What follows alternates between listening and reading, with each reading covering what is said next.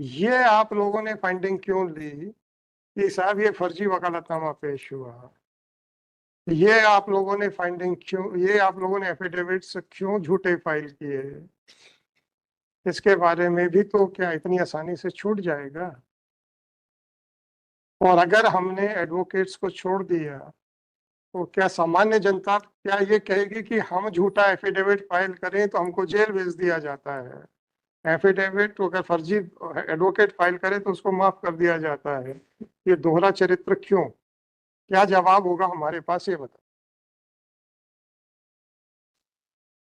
मैं भी जानता हूं ये कंट्रोवर्सी ऐसी नहीं थी कि जहां तक बात यहां तक आ जाए जी। और आप लोगों ने तो जो भी कारण हो इस बात को यहां तक खींचा है।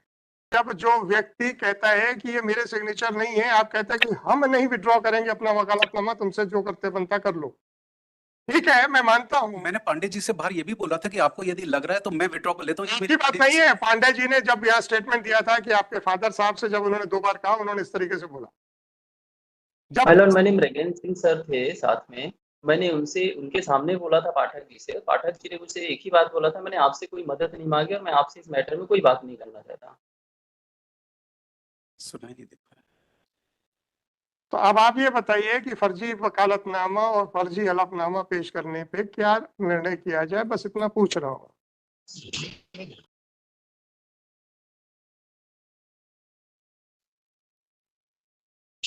आपसे अदरवाइज नहीं पूछता, क्योंकि अगर कोई बड़ी सीरियस कंट्रोवर्सी होती तो फिर मैं ये पूरा क्षेत्राधिकार अपने पास रखता।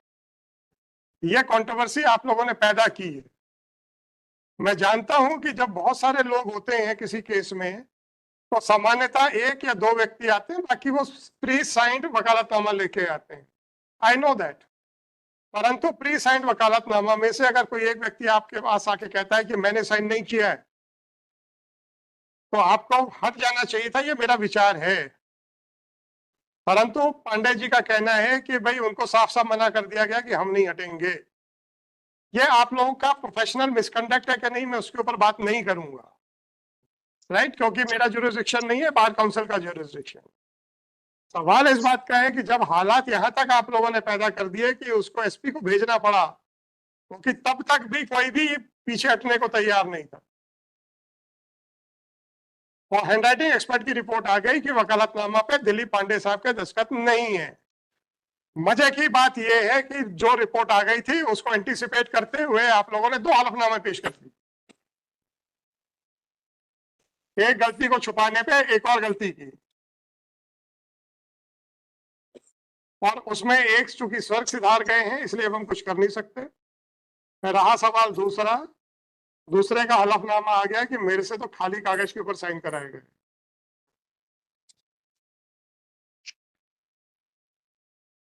तो प्रदीप तिवारी जी के काउंसिल ने बिल्कुल ईमानदारी से कहा है कि साहब ये मेरा कृत्य जो है वो अपराध की श्रेणी में आता है।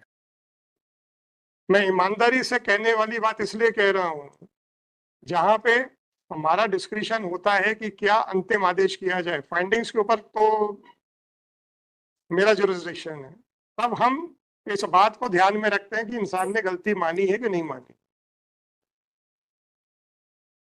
तो उनका यह कहना है कि हाँ साहब मेरा कृत्य अपराध की श्रेणी में आता है, शायद उनको कुछ ना कुछ फायदा दे जाएगा ऐसा लगता है।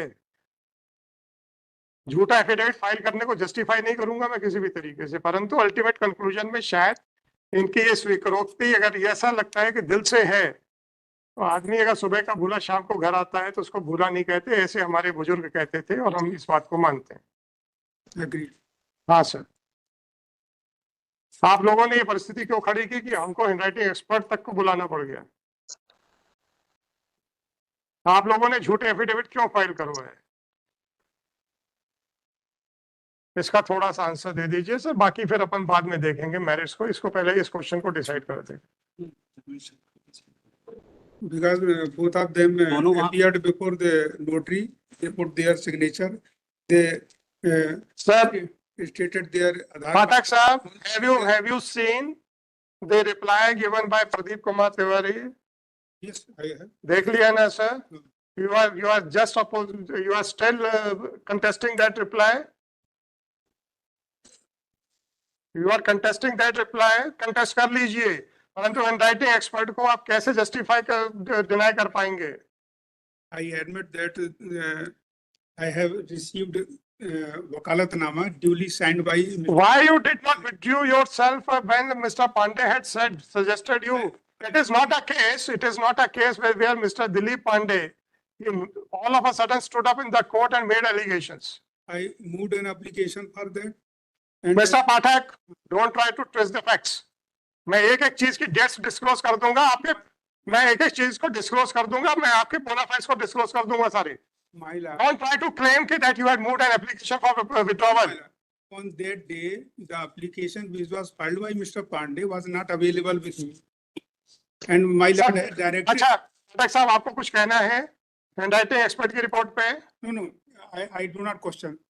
You do not question.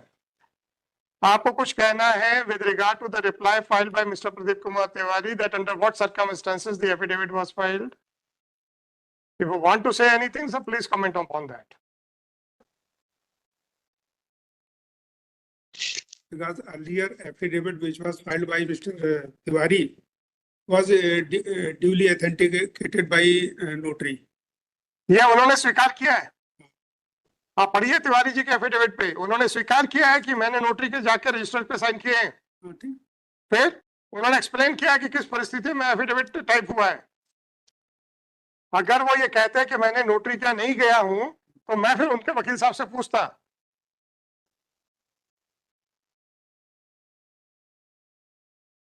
उन्होंने स्वीकार किया है कि मैंने नोटरी के वहां जाकर रजिस्टर में साइन किए हैं, इसका मतलब है.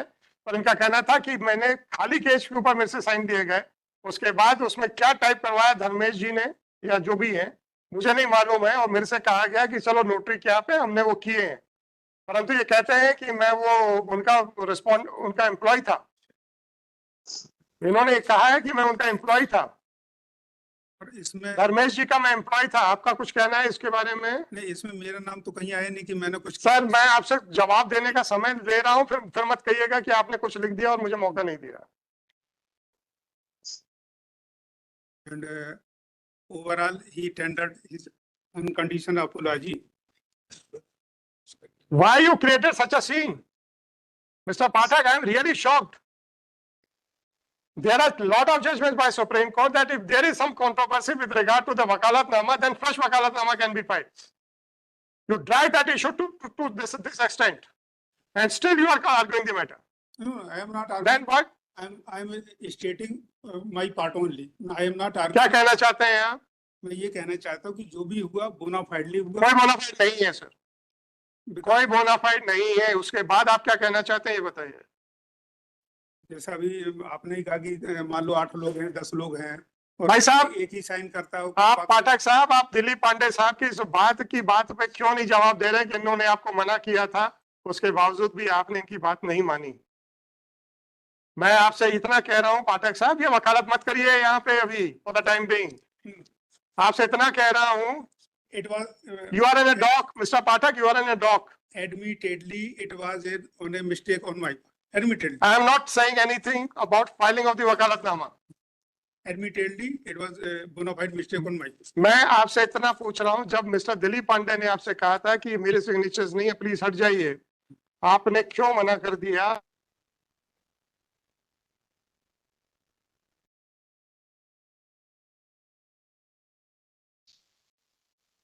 मतलब नहीं है समय बर्बाद करेंगे अपना. Yes. मिस्टर दिलीप पांडे ने पहली बार खड़े होकर कोर्ट में नहीं बोला. अनफॉर्चुनेट पार्ट यह है कि मिस्टर दिलीप पांडे ने पहले आपसे बोला, तो जब आप नहीं माने तो उन्होंने एसपी को शिकायतें की. एसपी ने सिपाही तक आपके घर भेजा या कोर्ट में भेजा. कौन है? मिस्टर पाठक, यस. अरे यार, सिपाही अगर आपको फोन करता है कि आपने वकालतनामा फर्जी लगाया है, तो ऐसा ये इसलिए कह रहा हूं कि मिस्टर दिलीप पांडे ने डायरेक्ट कोर्ट में शिकायत नहीं की थी. He took every step to resolve this matter amicably. But you said कि नहीं, मैं तो लड़ूंगा. कोई बात नहीं सर. और आज स्थिति ये है कि वकालतनामा पे दिलीप पांडे साहब के सिग्नेचर नहीं है, और जो फर्जी हलफनामा आप लोगों ने लगवाए हैं वो भी बैकआउट कर गया है. तो अब आप बताइए सर, इसको कैसे रिजॉल्व किया जाए, ये मैं आप लोगों से पूछ रहा हूँ. हेलो, कहाँ जा रहे हैं? ऐसे ही इंटरेस्टिंग वीडियो देखने के लिए आप हमारे चैनल को लाइक करें, सब्सक्राइब करें और शेयर करें। यदि आप फेसबुक, इंस्टाग्राम और ट्विटर पर देख रहे हैं तो डिस्क्रिप्शन में लिंक है, उसे भी जाकर फॉलो कर लें। धन्यवाद।